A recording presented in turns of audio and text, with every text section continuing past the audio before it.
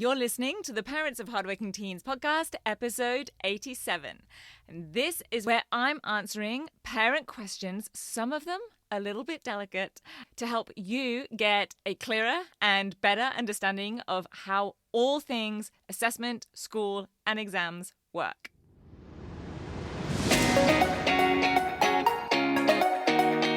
I'm Katie Jones, and with over 15 years in education as an award-winning high school teacher, international external examiner, and as a study coach, I've helped thousands of students skyrocket their results and confidence. And this podcast is where I share all my insights, tactics, and tips with you, the parent, so you can help your hardworking teen get happy, smart, and successful in their study, and have you both enjoy the journey along the way. This is the Parents of Hardworking Teens podcast. Hey VIPs, I hope you're doing really well. I hope your teens are doing fantastically with their study and enjoying their study and the rest of their life as well. This episode is taken from an Ask Me Anything live Q&A session that I ran on our Facebook page.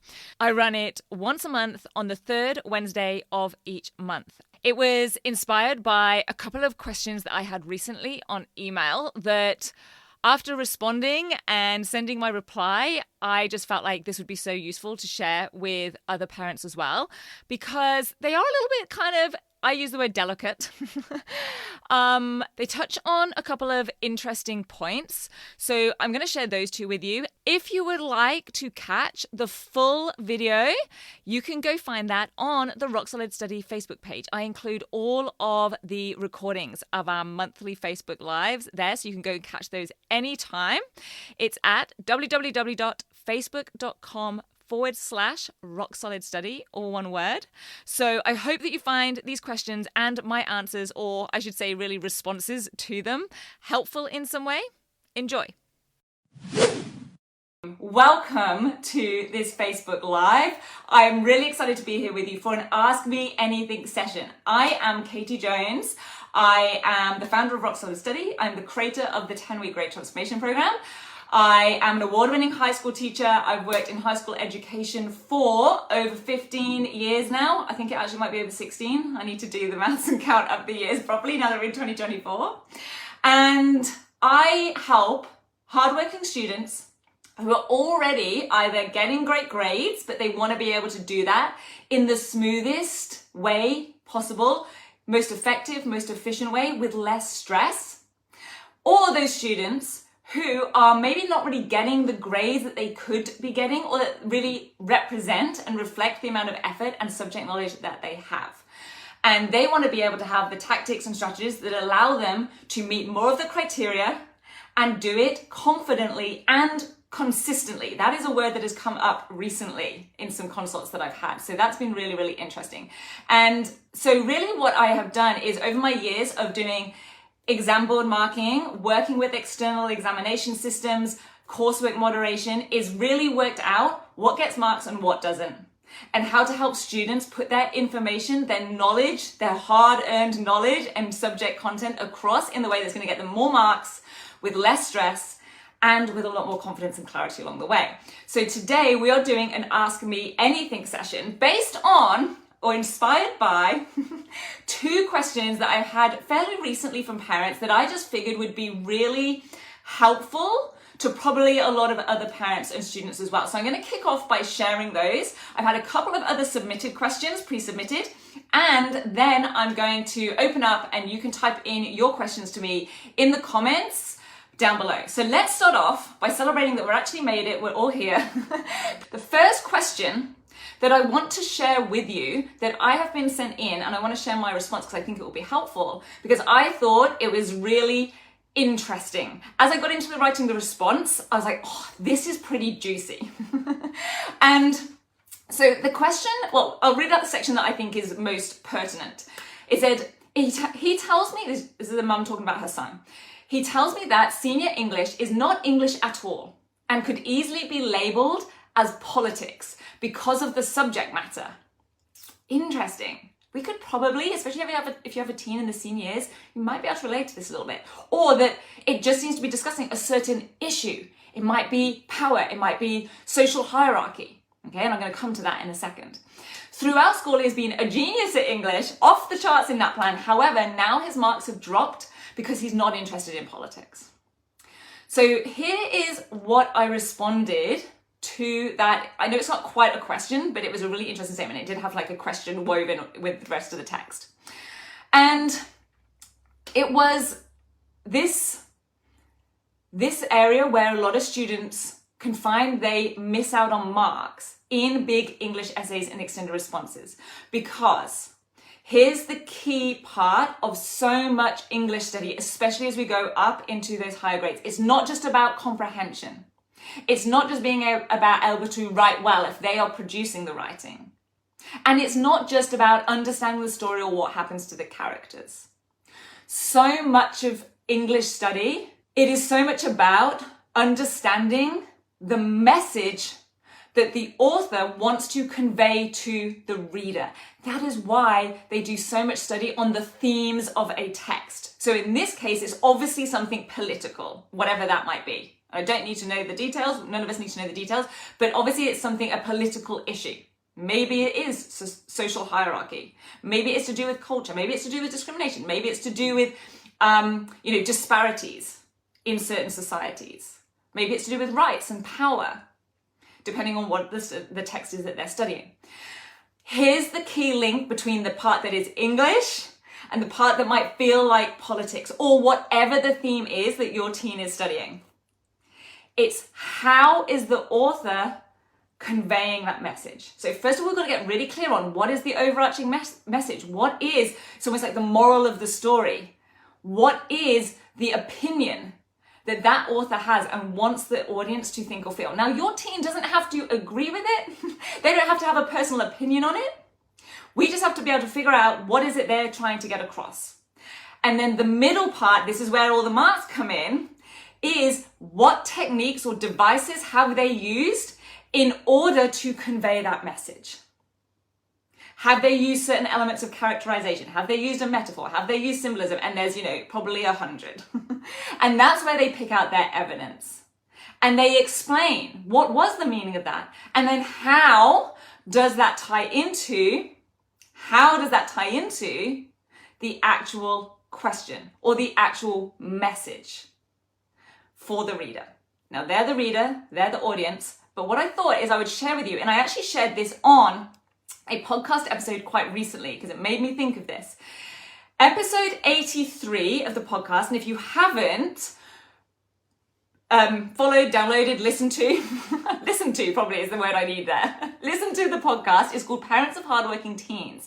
And if this is a topic that is of interest to you or your teen, the episode is 83. You can go to any of your favorite podcast apps, go to Apple Podcasts, Spotify, all of the good Google podcasts, we're on all of the big ones, and go to episode 83. It's called The Lie of There's No Right or Wrong Answer. Doesn't this tie into those big English questions? If that's ever stumped your teen or felt less than helpful, because it did to me, this will be really helpful. And in that episode, I actually went to the transcript of that episode and found this little chunk because I referenced something called a close reading of a text. And I say this as a non-English specialist. I say this as someone who actually, I would say I struggled with English. Like I did okay, I did well in English. I think I got a B in GCSE. I didn't take it at A level. We don't have to take it at A level at 18 in the UK. But it wasn't something that came naturally. I didn't like the big open questions. And this idea of a close reading is really just, what are we supposed to get from this? Doesn't have to be our own opinion, doesn't have to be our own interpretation. What are we probably supposed to get from this? What are they expecting us to think or feel? What did the author want us to think or feel? Okay, so this is from, I just used this because this was a really nice quote. It's from the Victoria Department of Education, but wherever you're listening in from, wherever you're watching from, New South Wales, New Zealand, UK, Singapore, these are all just some of the places we've got our students and audience. The Victorian Department of Education states, close reading has become a widely used approach in teaching comprehension, so understanding the text. But it's more than just literally understanding the words of the text. So it says, Snow and Connor, 2016, this is the research paper, define close reading as an approach to teaching comprehension that insists, that's quite a strong word, isn't it? Insists students extract meaning from text by examining carefully how language is used in the passage itself. The meaning of the text and the meaning of certain words or techniques or devices that are used within the text in order to create that meaning. So if your teen is starting to feel like we just are talking about this whole theme, where's the English in this? The English is the part that connects that. So I hope that that is helpful to a few of you. And I hope that if anyone is starting to feel like, hang on, I used to be great with this and now we seem to be veering into something else, they might be missing that real connection in the middle, which is the part that is English. So I thought that would be really helpful to share, and I thought that would be helpful just to give some of you maybe a bit of an insight as to what is going on there, especially at those senior levels. But that will happen in those lower year groups as well, just not quite as heavily, most likely. Okay, now I'm going to share with you a second question that I get sent in that I really wanted to share, but before I do, I actually got a really great question submitted for the session this evening from a parent today. And it's actually an English question, an English essay question. So I figured it would probably be most helpful for me to go through that off the back of what I've just talked about. And we will go through, I'm going to break down with you live. I haven't actually done any work on this in between receiving it. I just received it like late afternoon today, because I really like to break things down on the spot so that I can explain my thinking and what I'm seeing as I go. That's what I always do on coaching calls with students. So rather than me having a clear idea already of what's what, I just see it as they do, in the moment, on the spot, and go through the process, a strategic process of knocking that and breaking that down. Okay, so this was a message from Michelle. And she just wrote, help with this question, please. And then it turns out it's a real essay question. So the question is simply, explain how Jocelyn Moorhouse uses various cinematic techniques to influence the viewer's response to the ideas in The Dressmaker. Explain how Jocelyn Moorhouse, so that's going to be the author, I'm guessing. I haven't read it. I don't know The Dressmaker. We don't need to in order to be able to apply the strategy. Explain how Jocelyn Moorhouse, explain how the author uses various cinematic, it may be the director, cinematic techniques, not literary techniques. It'd be the author if it was literary, it's going to be the director if it's cinematic. This is where we're going.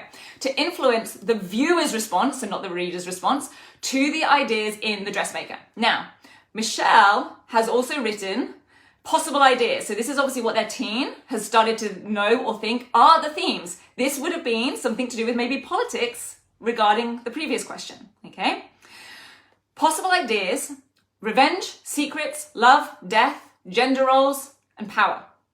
Okay, so let me break this down for you as I would break this down. Now, I could spend half an hour on this, and I don't want to take up obviously the whole Facebook Live for this. So here's what I will say to you. Now, especially for Michelle. Michelle, I know that your teen is currently enrolled in the 10-week Great Transformation Program. So FYI for Michelle and for anyone else who already has their teen in the 10-week Great Transformation Program, I break down the 2-step topic and focus system for dissecting any essay question in any subject, not just English, in Catapult 9. So here I have our content from the 10-week Great Transformation Program, because I knew that I'd probably reference a couple of points in today's lab. Essays made easy. Wow the marker by responding on point to the highest level questions. Almost all essays are analyze and evaluate level. Okay, so essays made easy, Catapult 9. They're definitely going to need to have done or want to have done 7 and 8 before them, because that's where we go through analyze, evaluate, and all the different commands. Here's what I would do just to give you a roundup of how I would break down this question. Number 1, it says explain. But what did I say were the 2 levels that all essays are asked at? Analyze and evaluate. Maybe one day someone will show me one that isn't that, but every single one I've ever seen is those, out of those 2. Here's the key, this is a classic analyze question. Explain how. The how is not just explaining a process or explaining what happens, how the director in this case creates certain ideas. And I like the word messages, okay, in The Dressmaker. So it does say ideas. Now, sometimes you will write a whole essay on one theme, one message, one key idea. Maybe it is gender roles, maybe it is power. But because this says this is clues in the question, these are what I call Sherlock clues. This is an example of one Sherlock clue, okay? Ideas, it has plural. So they're expecting them to do more than one idea. So I would suggest you're absolutely on the right track with this, Michelle, or your teen is. I think it's Tom. Tom is your teen. They're on the right track that they need to pick. If they're going to do 3 body paragraphs, pick 3 of them. If they're going to do 4 body paragraphs, pick 4 of them. I don't know what their word count is. Out of the ones that they know are strong ideas or messages or themes in that movie. And then, this is the how part. Each one of those themes or ideas will be a body paragraph. And then the cinematic techniques, this is the focus. Lots of students are just going to write about the themes. They're just going to tell us about the themes. They're going to describe the themes. They're going to explain the themes. They're not going to analyze the devices that create the message. That's what they need to do. That's going to be then their evidence. That's going to be their quotes in each of those body paragraphs. Okay? They're going to need to use the 3 steps of analysis. That's in Catapult 8. Tackling the toughest tasks and questions, the top level commands of analyze, evaluate. I teach the 3 levels of analysis. But can you see how many elements there are there, folks? And here's what I really want you to see. The mistake, the topic trap that so many students are going to fall into is to just describe and explain the ideas like revenge, secrets, love, death, gender roles, or power. They're just going to talk about them. We never want to just talk about a topic. We have to respond to the question. Okay, I'm going to come to the other question that I definitely wanted to cover for all of you. Then I have another submitted question. I'm going to see if there's any other questions. Okay. Parent question. Where is it? Oh, this was it. She's getting better. So this was a parent whose teen went through the 10-week program a little while back, completed it. She sent a wonderful message. You might have sometimes, I've used it a couple of times as examples or at the ends of emails, you might have seen it. And part of it was this, which was again a really interesting point. Is she said she's getting better marks and is a lot more confident, but now, this is her daughter, she feels like she is just pleasing the teachers and isn't really studying. This, I thought, was such an interesting point. Now, does that mean that if students understand the strategy and the technique of figuring out what am I supposed to be doing, how do I actually do it, and how do I do it in a strategic way that feels like it's smooth?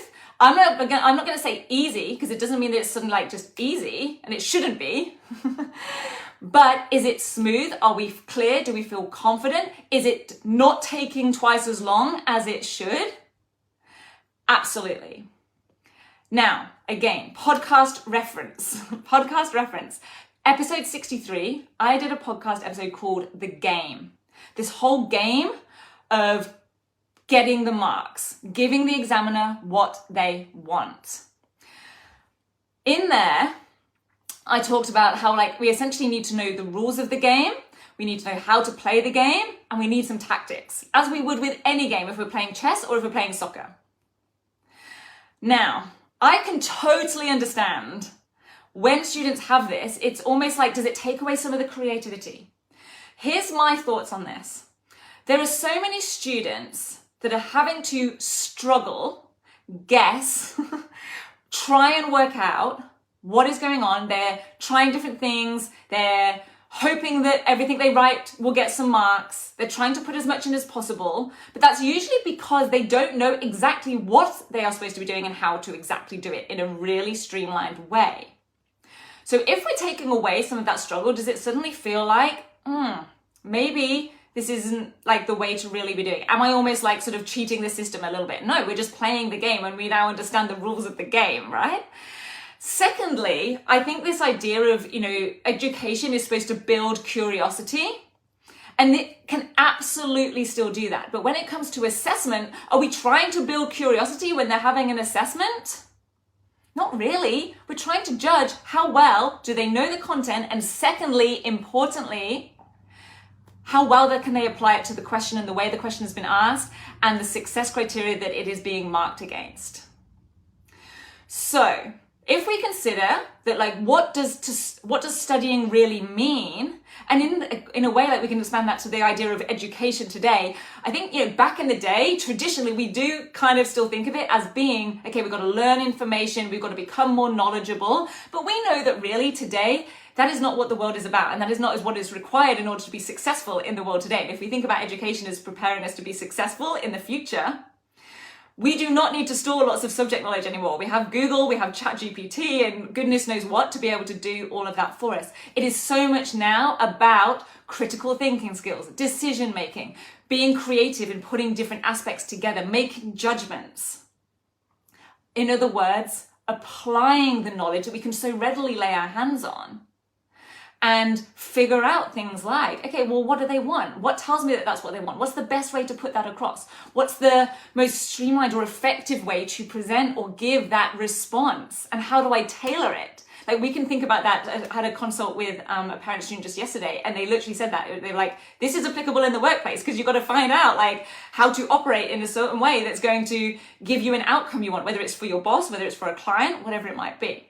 So I thought that would be a helpful response to share. Okay, next question. So this is a question that was sent in as a pre-submission this morning. Okay, this is from Tanya, and she's sort of titled it as summaries stroke note taking. Can you please share some tips on making them, so notes and summaries, as brief as possible without leaving out important information? Oh my goodness.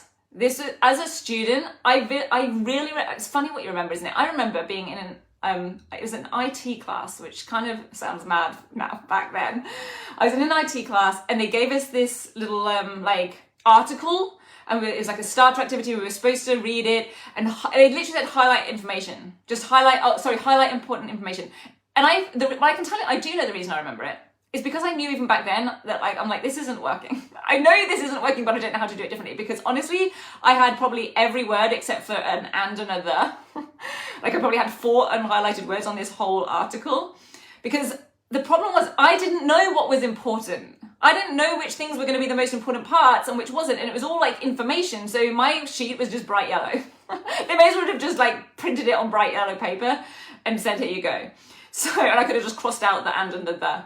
So I totally get this. She said, my son uses his notes to then make Anki flashcards. So Anki, for anyone who doesn't know, it's an online, I think it's an app as well, but it's an online like flashcard maker. And you can type what you want on the front, and then you put like an answer on the back, which then becomes his main form of revision besides practicing short answer questions, extended response, and essays. Okay, so practicing real life exam technique practice, all good, happy with that.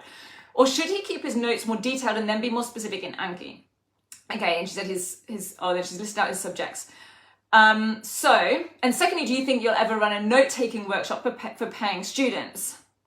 Okay, so last question is very easy. I won't be running like a separate workshop because it is in the 10-week grade transformation program. So Catapult 3, Become a Note-Taking Ninja. I literally teach what is really important with note-taking, how to do it really effectively so that the information goes in and stays in, and you actually understand it and process it. Now, let me tell you one tiny element from that. Unless there is a medical or other reason for them to be typing it into Anki, I would 100% be saying convert that into written. Literally just do it on handwritten cards. Don't be typing unless there is an external or a different reason for that. Handwriting is always more effective than typing. So that's my first thing. So I wouldn't be using that. Now, is it better than doing nothing? Yes. But first thing, be writing. I'll talk about that in Catapult 3. Secondly, I give you I give you some of the most effective different methods for note-taking and different layouts and systems for note-taking and ways to shorten and condense those notes, how to make decisions on what's important to write and what isn't needed, different layouts, different methodologies depending on what suits your learning style, so your team's learning style, and what the topic or the subject might be, and even how it's being delivered. If it's a seminar and they've got no idea what the speaker's going to say, there's one way to do it. If it's something where it's like a textbook and you can already kind of see what's happening and what's included, there's going to be other ways that would work best. Okay. The second thing is that we seem to be talking a little bit about I want to touch on the difference between what is note-taking for learning and what is note-taking for revision. So first up, we want the detail if they're learning, and then we want the summaries if they're revising. And they are actually two different skills. Both times, here's the commonality, we want to be converting the information. We want to be converting the information. If it's written, turn it into a diagram, turn it into a flowchart, turn it into a mind map, turn it into a timeline, turn it into a sketch, a diagram, whatever it might be, and vice versa. There's nothing wrong with notes, but if they're already in notes, don't just write them straight back out into notes, okay? Condensing and shorting is better than nothing, better than copying out, but even better is to transform the format of it. Okay, this also goes for revision. Now, revision is Catapult 5 in the 10-week Grade Transformation Program. By the way, if anyone wants a copy of this, it is in the summary page of the 10-week Grade Transformation Program information. So all you need to do is go to www.gradetransformation.com/join. That is the summary page. It gives you all of the information about the 10-week program. In there is this document, and underneath there's like an explanation of exactly what is covered in every module. So, Tanya, in terms of note-taking, in terms of revision, and I even went back and checked this a little bit earlier. I even have 5.3 in the revision module is all about how to use palm cards and revision cards much more actively and effectively, because most students write them and then they do very little with them. They keep them in a nice stack because it feels really good. But then probably the most that happens with them is they read back over them, or they get someone to just they flip it over and test them, or they get someone else to ask a question. There's so many better, more active ways and effective ways to use them. And I go through, there's probably like 5 or 6 different ways to use those cards much more effectively. And again, that's much easier to do if you've got them hard copy, because literally some of it is like quite kinesthetic, some of it's much more visual, some of it's about ordering, making connections, all of that. Now, in terms of what information can we leave out and what's detailed, that's where it's all about making links. Now, I could talk a lot about that, but here's the key thing to consider. If I write this, and then I write this, can I mentally make that link or connection? Because honestly, it's making the links and connections that is what's going to A, keep it in our brain, B, show that we actually understand the process because we know what that link is and how it works, and C, C, be able to make some of those connections or links or transform or convert or apply information in a certain way in the way that the question is asked. Okay. So I hope that helps. There is a difference between learning the information and revising the information. We need those systems to be much more active than they usually are for most students. The final couple of things I want to wrap up with are, number 1, we are not that far away on the podcast from the 100th episode, and we have some pretty big plans for the 100th episode. So if you're not, like I said, already following, listening to the podcast, make sure you're doing that. And secondly, you should definitely be following and listening within the next couple of weeks, because in episode 88, just on Monday, I did a very special guest interview for the podcast, and we'll be releasing that in episode 88. And I am going to keep you in suspense, and I'm not going to tell you who it is. But based on, especially even the downloads of previous episodes and which ones are most popular, combining this person with the topic that we're going to cover, you're going to want to listen. So episode 88 coming up in a week and a half or so's time, a couple of weeks time, you're definitely going to be wanting for that. So I'm just going to give you a couple of teasers. Those were some good questions. I hope you found this episode really helpful. If you have a question that you would like to get my input on or insights on, then you can ask that at a future Facebook Live session, 3rd Wednesday of each month. Come and follow me on Facebook on the Rock Solid Study page. And in the meantime, I hope you have a fantastic rest of your week, and I'll catch you back here next week. See you then. Bye. If you're ready to have your teen achieve their best possible results with less stress, then I want to invite you to enroll them in the 10-week Grade Transformation Program, where they're going to learn the key concepts, skills, and strategies to catapult their performance in assessments and exams. it's risk-free. They either achieve bigger and better results with a whole lot more confidence in 10 weeks, or we refund you in full. Just head over to www.rocksolidstudy.com/program, and I'll see you there.